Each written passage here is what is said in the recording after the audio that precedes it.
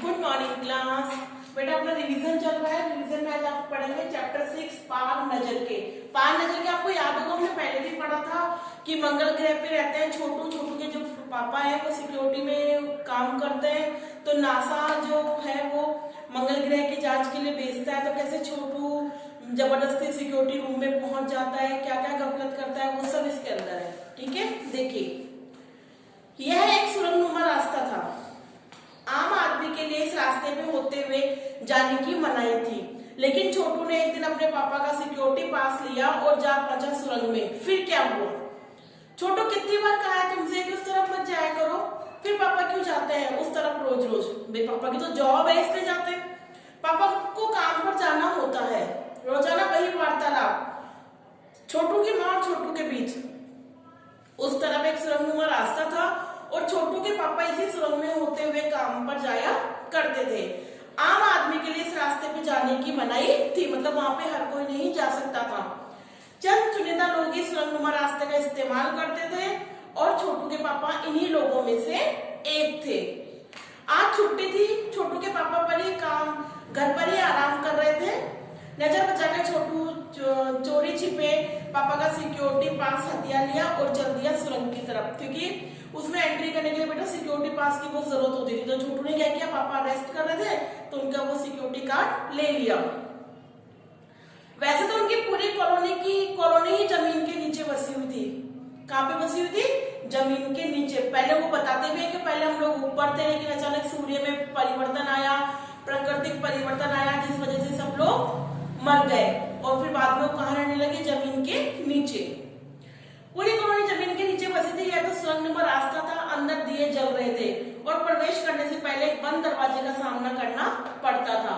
दरवाजे में एक खांचा बना हुआ था। छोटू ने खांचे में काट डाला, एक वो बना था उसमें काट डाला। काट डालते तुरंत दरवाजा खुल गया। छोटू ने सुरंग में प्रवेश किया। अंदर वाले खांचे में सिक्योरिटी पास आ पहुंचा था, उसे उठा लिया। कार्ड उठाते ही दरवाजा बंद हुआ। छोटू ने चारों तरफ नजर दौड़ाई। सुरंगनुमा में रास्ता ऊपर की तरफ जाता था, यानी जमीन के ऊपर का सफर आने का मौका। छोटू रह कर रहा था जमीन के नीचे और जैसे ही उसने कार्ड डाला, उसने दरवाजा खोला तो कहाँ जा रहा था? जमीन के ऊपर। मगर कहाँ? मौका हाथ लगते ही फिसल गया। सुरंग में जगह जगह निरीक्षक यंत्रों की जानकारी छोटू को नहीं थी, मतलब जगह जगह वो कैमरे वगैरह लगे हुए थे। मगर छोटू के प्रवेश करते ही पहले निरीक्षक यंत्र के संदेहास्पद स्थिति दर्शाने वाली हरकत हुई। इतने छोटे कद का व्यक्ति सुरंग में कैसे आया? दूसरे निरीक्षक यंत्र ने तुरंत छोटू की तस्वीर खींच ली। किसी एक नियंत्रण केंद्र में उस तस्वीर की जांच की और खतरे की सूचना दी गई, क्योंकि छोटू अनजान था, वहां छोटू कभी आया ही नहीं। तो वहां पे ऐसी सुरक्षा थी कि उन्होंने जब फोटो भेजी तो बोले ये तो कभी हुआ ही नहीं। तब क्या खतरे की घंटी बज गई। इन सारी गतिविधियों से अनजान छोटू आगे बढ़ रहा था, तभी जाने कहां से सिपाही दौड़कर चले आए। छोटू को पकड़कर वापस घर छोड़ आए। घर पर माँ छोटू का इंतजार कर रही थी। बस अब छोटू की खैरियत न थी। छोटू के पापा न होते तो छोटू का बचना मुश्किल था। छोड़ो भी, मैं इसे समझा दूंगा सब, फिर एक ऐसी गलती कभी नहीं करेगा। पापा ने छोटू को बचा लिया और बोले छोटू मैं जहाँ काम करता हूँ वह क्षेत्र जमीन से ऊपर है। मतलब उसको समझाया, मारने से तो बच्चे बिगड़ जाते, उसको प्यार से समझाया कि मैं जहाँ काम करता हूँ वो जमीन के ऊपर है, वहां हर व्यक्ति नहीं जा सकता, वहां के माहौल में कोई नहीं जी सकता। तो फिर आप कैसे जाते हैं वहां? छोटू का सवाल लाजमी था। उसने कहा ना कि मैं वहां हर कोई नहीं जा सकता। तो बोले आप कैसे जाते हो? मैं वहां एक खास किस्म का स्पेस सूट पहनकर जाता हूँ। इस स्पेस सूट में मुझे ऑक्सीजन मिलती है जिससे मैं सांस ले सकता हूँ। इसी स्पेस सूट की वजह से बाहर कि ठंड से मैं अपने आप को बचा सकता हूँ। खास किस्म के जूतों की वजह से जमीन के ऊपर मेरा चलना मुमकिन होता है। जमीन के ऊपर चलने फिरने के लिए हमें एक विशेष प्रकार का प्रशिक्षण दिया जाता है। अब आप बताओ छोटू अगर बिना इन सब चीजों के ऊपर जाता तो मर जाता ना। तो इसलिए उसके पिता ने उसको समझाया कि वहां जाने के लिए हम एक विशेष तरीके का एक सूट पहनते हैं, जूते पहनते हैं और हमारे पास ऑक्सीजन होती है। छोटू सुन रहा था। पापा आगे बताने लगे एक समय था जब अपने मंगल ग्रह पे सभी लोग जमीन के ऊपर ही रहते थे, बगैर किसी के यंत्रों की मदद के, बगैर किसी खास किस्म की पोशाक के।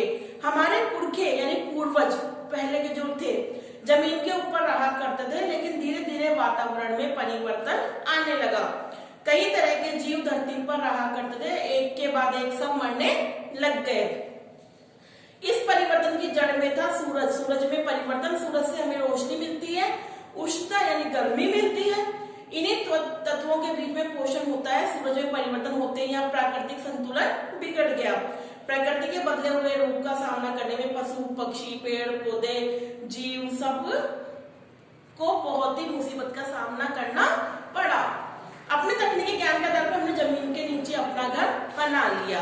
जमीन के ऊपर लगे विभिन्न यंत्रों के सहारे हम सूर्य शक्ति, सूरज की रोशनी और गर्मी का इस्तेमाल करते आ रहे हैं। उन्हीं यंत्रों के सहारे हम यहाँ जमीन के नीचे जी रहे हैं। यंत्र सुचारू रूप से चलते रहे, इसके लिए बड़ी सतर्कता बरतनी पड़ती है। मुझ जैसे कुछ चुनिंदा लोग इन्हीं यंत्रों का ध्यान रखते हैं।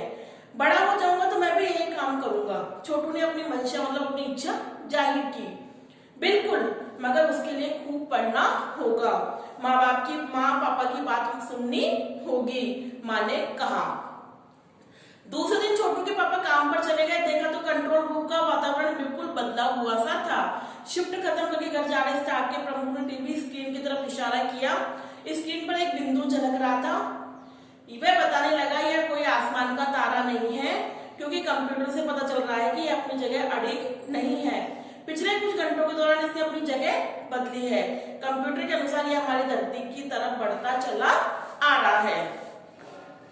अंतरिक्ष यान तो नहीं है, छोटू के पापा ने अपना संदेह प्रकट किया। संदेह हमें भी है, आप इस पर बराबर ध्यान रखिएगा। छोटू के पापा सोच में डूब गए। क्या सचमुच अंतरिक्ष यान होगा? कहाँ से आ रहा होगा? सौरमंडल में हमारी पृथ्वी धरती के अलावा और कौन से ग्रह पर जीवों का अस्तित्व होगा? कैसे हो सकता है? और अगर होगा भी तो इनकी प्रकृति को हो चुका होगा, अंतरिक्ष यान छोड़ सके। वैसे तो हमारे पूर्वजों ने अंतरिक्ष यान उपग्रह का प्रयोग किया था, मगर अब हमारे लिए यह असंभव है।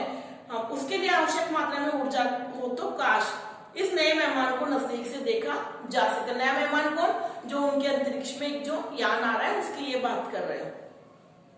मगर वह इसी तरफ आ रहा होगा, अब तो संभव हो सकेगा। देखें, अब अंतरिक्ष यान से एक यांत्रिक हाथ बाहर निकलता है और हर पल उसकी लंबाई बढ़ती जाती है। मतलब जो यान था उससे एक हाथ बाहर निकलता है, वो बढ़ता ही जाता है। छोटू के पापा ने अवलोकन किया, मतलब उसको देखा। कॉलोनी की प्रबंध समिति की सभा बुलाई। अध्यक्ष भाषण दे रहे थे। हाल ही में मिली जानकारी से पता चला है कि 2 अंतरिक्ष यान हमारे मंगल ग्रह की तरफ बढ़ते चले आ रहे हैं। इनमें से एक अंतरिक्ष यान हमारे इर्द गिर्द चक्कर काट रहा है। कंप्यूटर के अनुसार ये अंतरिक्ष यान नजदीक के किसी ग्रह से छोड़े गए हैं। ऐसी हालत में हमें क्या करना चाहिए? इसकी कोई सुनिश्चित योजना बनानी जरूरी है। नंबर 1, आपका क्या ख्याल है? मतलब उन्होंने देखा कोई खतरा हमारे पास में आ रहा है, तो उन्होंने एक मीटिंग रखी।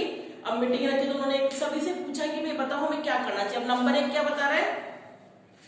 नंबर 1 कह रहा है कॉलोनी की सुरक्षा पूरी जिम्मेदारी नंबर 1 पर थी। ठीक है ना? तो उन्होंने कुछ कागज समेटते हुए बोला इन दोनों अंतरिक्ष यानों को जलाकर खाक कर देना चाहिए। इन दोनों को जला देना चाहिए। क्षमता हम रखते हैं, मगर इसमें से हमें कोई जानकारी हासिल नहीं होगी। बोले इनको जलाने की क्षमता तो हम रखते हैं, लेकिन इससे हमें उनकी जानकारी पता नहीं चलेगी और वो नष्ट हो जाएंगे। अंतरिक्ष यान बेकार कर जमीन पर उतरने पर मजबूर कर देने वाले यंत्र हमारे पास नहीं है। मतलब वो कह रहे हैं कि हमारे पास केवल ऐसे यंत्र जो इसको जला सके, लेकिन इसको बेकार करके हमें उतारने लायक यंत्र हमारे पास नहीं है। हालांकि अगर ये अंतरिक्ष यान खुद में खुद जमीन पर उतरते तो उन्हें बेकार कर देने की क्षमता हमसे है। मतलब वो अंतरिक्ष यान अगर उनकी जमीन पे उतरे तो वो उसको बेकार कर सकते हैं। मेरी जानकारी के अनुसार इन अंतरिक्ष यानों में सिर्फ यंत्र है, किसी तरह के जीव इसमें सवार नहीं है। तो नंबर 1 ने क्या कहा? अगर हम इसको जला देते हैं तो ये नष्ट हो जाएगा, फिर हमें इसकी जानकारी नहीं मिलेगी। और अगर ये खुद हमारी जमीन पे उतरता है तो हम इसको बेकार कर सकते हैं। और नंबर 1 ने ये भी कहा कि ये केवल एक यान है, इसमें यंत्र है, इसमें कोई जीव नहीं है। ठीक है? नंबर 2, नंबर 1 की बात सही लगती है। नंबर 2 एक वैज्ञानिक थे, वे बोले हालांकि यंत्रों को बेकार कर देने में भी खतरा है। इनके बेकार होते दूसरे ग्रह के लोग हमारे बारे में जान जाएंगे, इसलिए मेरी राय है इसे सिर्फ अवलोकन करते रहना चाहिए। मतलब इस पे हमें खाली फोकस करना चाहिए क्या कर रहा है। जहां तक हो सके हमें अपने अस्तित्व को छिपाए ही रखना चाहिए, क्योंकि हो सकता है जिन लोगों ने अंतरिक्ष यान भेजे हैं वे कल को इनमें बड़े सक्षम अंतरिक्ष यान भेजे। हमें यहाँ का प्रबंध कुछ इस तरह रखना चाहिए जिससे कि इन यंत्रों को यह गलतफहमी हो कि इस जमीन में कोई चीज महत्वपूर्ण नहीं है जिससे वे लाभ उठा सके। अध्यक्ष महोदय, मैं दरख्वास्त करता हूँ कि इस तरह का प्रबंध हमारे यहाँ किया जाए। नंबर 3, सामाजिक व्यवस्था का काम देखते हैं। नंबर 2 ने तो क्या कहा? नंबर 2 ने कहा कि यंत्रों को बेकार कर देंगे तो क्या होगा, दूसरे ग्रह के लोगों को पता चल जाएगा कि यहाँ पे लोग रहते हैं, ठीक है ना। और नंबर 3 ने क्या कहा कि अगर हमने अपना अस्तित्व तो नहीं छिपाया तो दूसरे ग्रह के लोग भी हमारे ऊपर आ जाएंगे, ठीक है ना। तो इन्होंने कहा कि हमें केवल उस पर फोकस करना चाहिए, उसको खाली देखना चाहिए। उनकी बात के जवाब में अध्यक्ष कुछ बोलने जाते हैं कि फोन की घंटी बजी, अध्यक्ष ने चोंगा उठाया, होता है ना। 1 मिनट बाद सभा को संबोधित करते हुए उन्होंने कहा, भाइयों, अंतरिक्ष यान क्रमांक 1 हमारी जमीन पर उतर चुका है। एक दिन छोटू के लिए बड़ा ही महत्वपूर्ण दिन था। पापा उसे कंट्रोल रूम ले गए थे।